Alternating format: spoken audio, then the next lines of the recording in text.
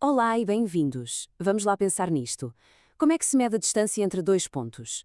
Se for em linha reta, na horizontal ou na vertical, é bastante simples, certo? Mas e se for numa diagonal? Pois bem, é o que vamos desvendar hoje. Vamos ver como um teorema com mais de 2000 anos nos dá uma ferramenta super elegante para resolver este problema. E este é o nosso ponto de partida. Se um ponto estiver mesmo por cima ou ao lado de outro, é só subtrair coordenadas. Fácil. O problema é que a maioria das distâncias no mundo real não são assim tão direitinhas, pois não? São diagonais, e para isso precisamos de uma abordagem um bocadinho diferente.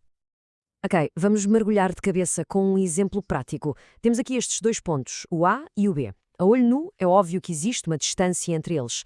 Mas qual é o valor exato? É isso mesmo que vamos descobrir, passo a passo. E o mais curioso é que a solução não vem de nenhuma fórmula nova e super complicada. Pelo contrário, vem de um velho amigo da geometria que toda a gente conhece. A chave para este mistério da diagonal esteve sempre ali, escondida à vista de todos. Se olharmos com mais atenção para aquela linha que une os pontos A e B, percebemos que a resposta não está à volta dela, está na própria linha. O que é que esta linha poderia ser para além de uma simples distância? E aqui está o momento ahá! Se imaginarmos uma linha vertical a descer do ponto B e uma linha horizontal a sair do ponto A, elas encontram-se e o que é que temos? Um triângulo retângulo perfeito. E a nossa distância na diagonal é a hipotenusa desse triângulo.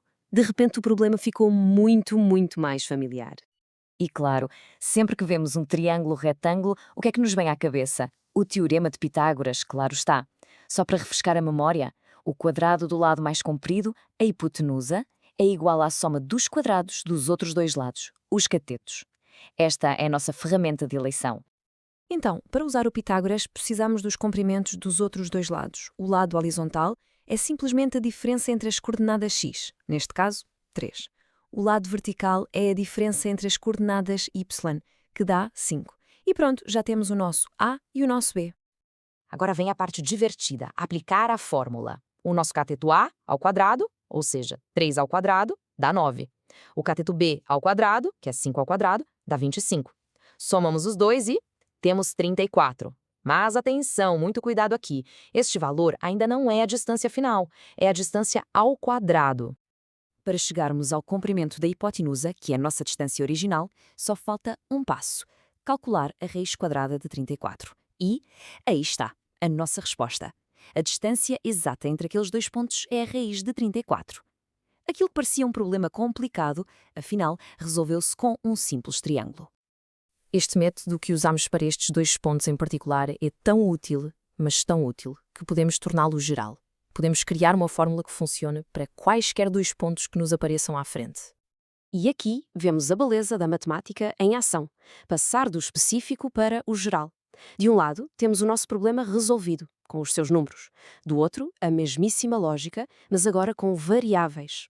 A ideia do triângulo retângulo é a ponte que liga estas duas realidades. E a transição torna-se óbvia. Onde antes tínhamos a diferença entre 5 e 2 para o lado horizontal, agora temos a diferença entre duas coordenadas x genéricas, B1 e A1. E na vertical, a mesma coisa. A distância que era 4 menos menos 1 transforma-se em B2 menos A2. É a mesma operação, mas agora está escrita numa linguagem universal. E quando juntamos todas estas ideias, chegamos à ferramenta final, a fórmula de distância. Ok, à primeira vista pode parecer um bocado intimidante, mas se olharmos com atenção, vemos lá o nosso velho amigo, o teorema de Pitágoras, ali escondidinho. No fundo, é só isto. A raiz quadrada da diferença do x ao quadrado mais a diferença dos y ao quadrado. Simples, não é? Muito bem, já temos a fórmula. Mas para que é que ela serve na prática? Vamos lá ver como esta ferramenta de álgebra nos pode ajudar a perceber e a classificar formas geométricas. Vamos lançar um novo desafio.